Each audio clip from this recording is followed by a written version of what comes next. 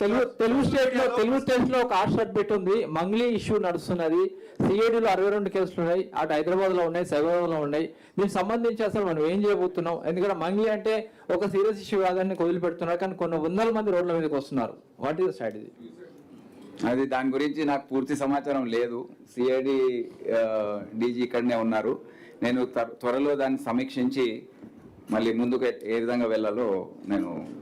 Sir, social మీడియాలో ప్రశ్నిస్తేనే కేసులు, tweet చేస్తేనే రిట్వీట్ చేస్తేనే కేసులు పెట్టిన సందర్భాలు ఉన్నాయి. అయితే ఉన్నాయి సార్. సుప్రీంకోర్టు స్ట్రిక్ట్ గా గైడ్ లైన్స్ ఇచ్చింది, నల్లబాలు వర్సెస్ స్టేట్ తెలంగాణ. దీనికి సంబంధించి కర్ణాటక కూడా సుప్రీంకోర్టు మార్గదర్శకాలని అమలు చేస్తుంది, కానీ తెలంగాణ అమలు చేయడం లేదు. దీని గురించి అమలు చేస్తాము, దాంట్లో ఏముంది సార్? భవిష్యత్తులో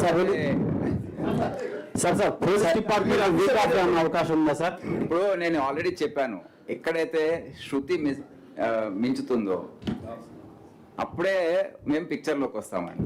మీరు ఇష్టం వచ్చినట్టు బూతులు మాట్లాడి అప్పుడు కూడా ఏం చర్య తీసుకో.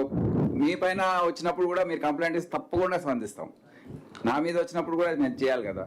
ఇది వ్యక్తిగత స్వేచ్ఛకు భంగం కలిగించే విధంగా ఉంటుంది, ప్రైవసీకి. అది మన రాజ్యాంగంలోనే ఉంది.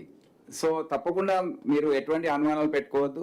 మా రియాక్షన్స్ అన్నీ కూడా మీరు చూస్తారు ఏ విధంగా ఉంటాయో. It will be very reasonable. And మీరు కూడా ఆ వీడియోస్ చూసినప్పుడు మీకు అనిపిస్తుంది, అవును దీంట్లో యాక్షన్ తీసుకోవాలని.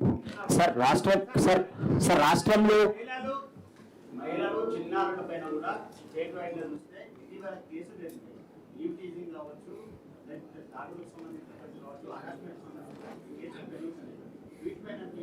అవును, నేను మాట్లాడేటప్పుడు చెప్పాను, మాకు priority area women safety and child trafficking అని చెప్పాను.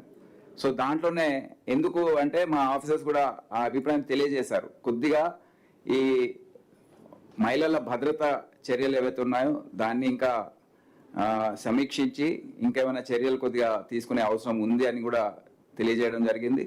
అదే కాకుండా ఈ ఆర్గనైజ్ క్రైమ్గా మారిన చైల్డ్ ట్రాఫికింగ్, ఉమెన్ ట్రాఫికింగ్, దానిపైన కూడా దీనికి రెండిటికి సంబంధం ఉంది. ఈ ఉమెన్ సేఫ్టీకి దానికి సంబంధం ఉంది కనుక ఈ సమిష్టిగా దీన్ని ఒక సమస్యగా ఆర్గనైజ్ క్రైమ్గా మేము ట్రీట్ చేస్తూ దీనిపైన తక్షణమే చర్యలు తీసుకుంటాం. స్వచ్ఛంగా, సహజంగా పోషకాలు నిండిన SRK డైరీ పాలు మరియు పాల పదార్థాలని ఎంచుకుందాం.